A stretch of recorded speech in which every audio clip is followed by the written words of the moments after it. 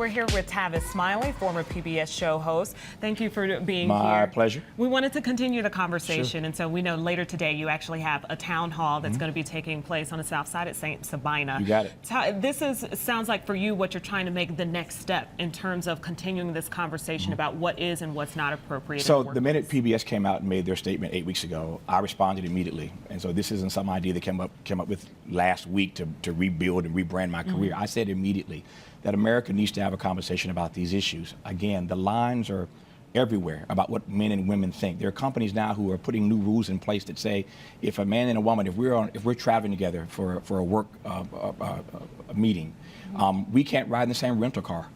There are companies now saying that we can't stay in the same hotel. There are companies that now that are saying no matter how long you've been working together, 20, 30 years, you can no longer hug. There are companies who are saying that men can't go to lunch with female employees by themselves. I mean, this stuff is getting really, really crazy because nobody knows where the lines are or where this thing is headed. So this town hall meeting tonight gives everyday people an opportunity to come out and talk about it. I live in LA, as you know. Hollywood has sort of co-opted this story, but everyday people have not been given an opportunity to come out to a free and open town hall conversation where we can talk about these issues, and that's what this tour is all about. It's not about me. We're not talking about, I'm doing this morning. Tonight we ain't talking about me. It's about we. It's about all of us and where the lines are. So Tavis, do you believe it's that gray area that's put you in this position? Because there's no language that says Tavis, no matter if he runs his production company, is not allowed to blur the lines and have relationships. Do you feel like if that was language that you'd read, and that was something put out there and you did not honor that, then you should be in trouble because of the gray area? Yeah, so first of all, I own my own show, I own my own company. I never worked for PBS. Whatever PBS's employee handbook is not the same as my employee handbook. Which is very important to note. Exactly. I don't work for PBS, never have. So in my employee handbook, we don't encourage office relationships, but we don't forbid them. I don't know what PBS's rules are after all these years because I was never told that. Because again, they're two separate companies. So again, you can't come after somebody for something they may have done 10, 15, 25, 30 years ago. Again, I don't know what we're talking about, and then use that to punish them and then to publicly shame them. The other thing is there's so many other ways to handle this. This notion of publicly shaming people just isn't necessary. There's so many other ways I think this could have been handled. So it's really my complaint more than anything else about the process. I don't think it had to be. This doesn't have to be litigated in a public atmosphere. I've been a public media personality for years. I've devoted my life to public media, public radio, and public television. As I said off the air, I would not wish this on my worst enemy. When you've been that loyal and that dedicated to a company and to a medium for that long, there's a better way to handle this. And again, there are a number of ways that could have been handled.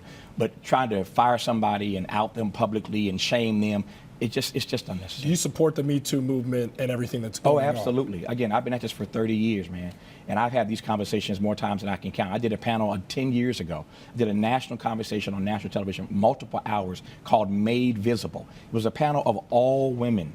And all we talked about was how to make women more visible, how to respect women. This is 10 years ago. And I've had so many conversations over the years about these very issues. So to now be pulled into this, and to see somebody try to frame you as something that you're not, it's painful. So the town hall tonight for sure, and then but you also have working with Word TV Network new TV as show. well. So 3 weeks after PBS made its announcement, we about the show and putting the plug, we came back with an announcement of multiple new deals on multiple new platforms. And so literally 3 weeks later, the next day actually, calls started coming from major companies saying, we want to work with you. So my reputation over 30 years got people to call me. I never called anybody and said, I'm looking for a job. The calls started coming to me. So we announced a new TV show called The Upside with Tavis Smiley. It's on cable television. It's also on, it's an online series. So now you can see it in April on Fire Stick, on Roku, on Xbox, on Apple TV. I have a new book coming out. I have a new international distribution deal. So there are a number of things that we announced that came out of this. So sometimes in life, a crisis presents an opportunity, and you take it and you move forward. Tavis, I am curious, what do you hope for in terms of resolution? Do you hope to get your show back with PBS? Where do you hope, if we circle the wagons and we're back here in a year, where do you hope to be at? So one, we've already announced new TV shows, I said, and new deals. I don't think that PBS is in my future per se, number one. Number two, the next step is up to my attorneys. I made my decision. I responded immediately.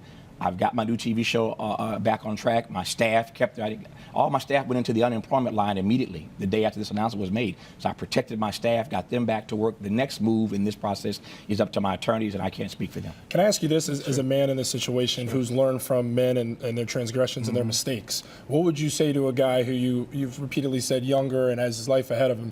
How would you advise somebody like me to maneuver through the workplace with what you've experienced in your life here so I don't blur those lines and I'm not sitting in the position you are today? Well, first of all, I wouldn't call it a transgression or a mistake. Like I said, I said the others. I said some of the other men out Okay, there. got it. So again, I can't speak to them because I don't know exactly what their cases are. But you understand the climate. What I know is that people need to have a conversation.